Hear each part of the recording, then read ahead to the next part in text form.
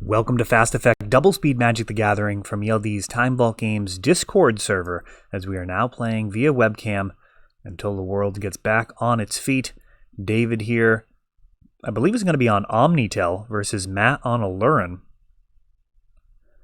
Omnitel variant, something Matt is very familiar with, having played a ton of Sneak Attack and really putting in some serious work with Eurekatel.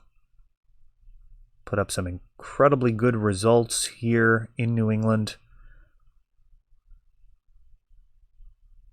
Playing here with us, the Leaving a Legacy Open. I believe he came in second in that, I believe.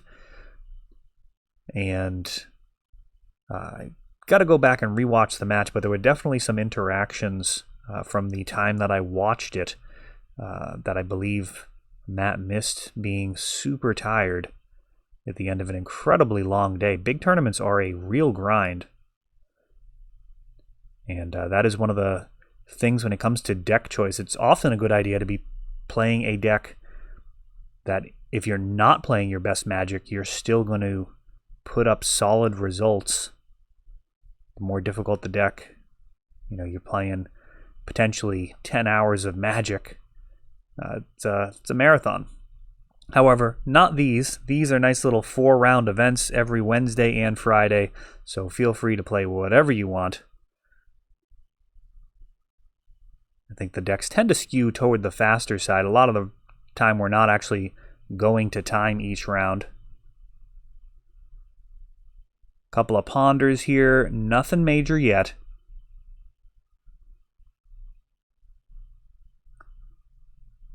Matt doesn't necessarily want to push David too hard here. I mean, I think you still tap out for an Oko if you have it, but keeping the shields up, Oko. Keeping the shields up can give a Eurekatel player some pause, potentially having to deal with stuff like Spell Pierce. And no, he's just going to jam here. Show and tell. And Matt's got the Aluren. Omniscience comes in for David. Which of these enchantments will prove to be more dangerous? We've got a Emrakul. Intuition in response to this Recruiter of the Guard. Recruiter of the Guard will win the game if left unchecked, but you got to expect some Force of Wills coming down. And that is exactly what we see here. So Force of Will.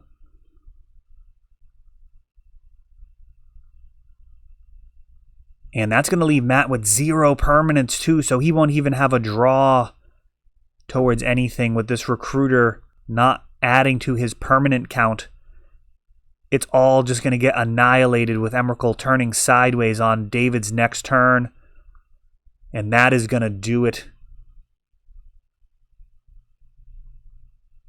Matt had the Aluren and the Recruiter, pretty safe territory, but just wasn't enough. Didn't have a Force of Will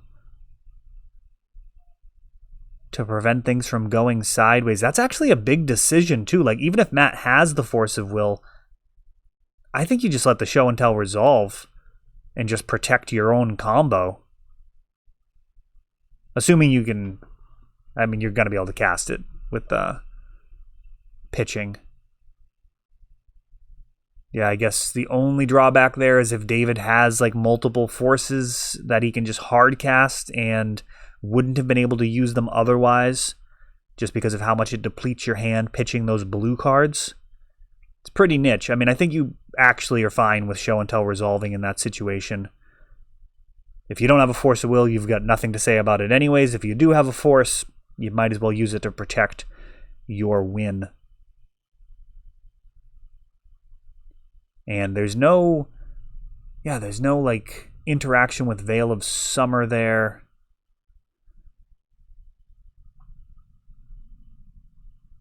Yeah, that's a consideration. Veil of Summer being able to be cast for free. That's something as well. But yeah, let's be honest. It's a scary thing to be casting Show and Tell versus a deck that can kill you in response. And David is going to have to keep that in mind if he's just going to go ahead and kind of Hail Mary And Emrakul, for example, just show and tell in the Eldrazi doesn't necessarily get there versus Aluren. It's actually difficult to imagine the type of hand that would be good against for Aluren. I mean, they've got the Oko situation. They've got your Aluren they can put in. And a Teferi.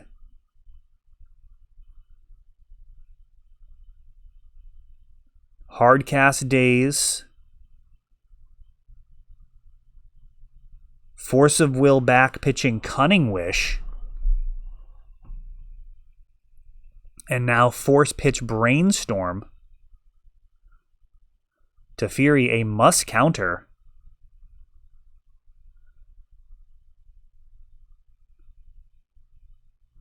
And a really interesting card in an Omni Shell list. I've been on a list, pretty much Matt's list for Eureka Tell. And that enjoys playing 4 Veil of Summer's main deck. But I'll tell you, Teferi, a very interesting consideration as well. We've got a Aluren, and then same situation here, Emrakul being cast. And Matt doesn't have anything to go along with it this side, just a Cavern Harpy, as David takes this one down. Show and tell into Omniscience, hardcast Emrakul. Sometimes it's as easy as that. That is all for this one, but don't worry, there is a lot more. You can check out our older videos, and we're always putting out new videos from ELD's Time Vault Games in Bellingham, Massachusetts. If you want to help the channel, of course, you can like, subscribe, share, tap that notification bell so you can know the next time our new videos come out. Thanks for watching.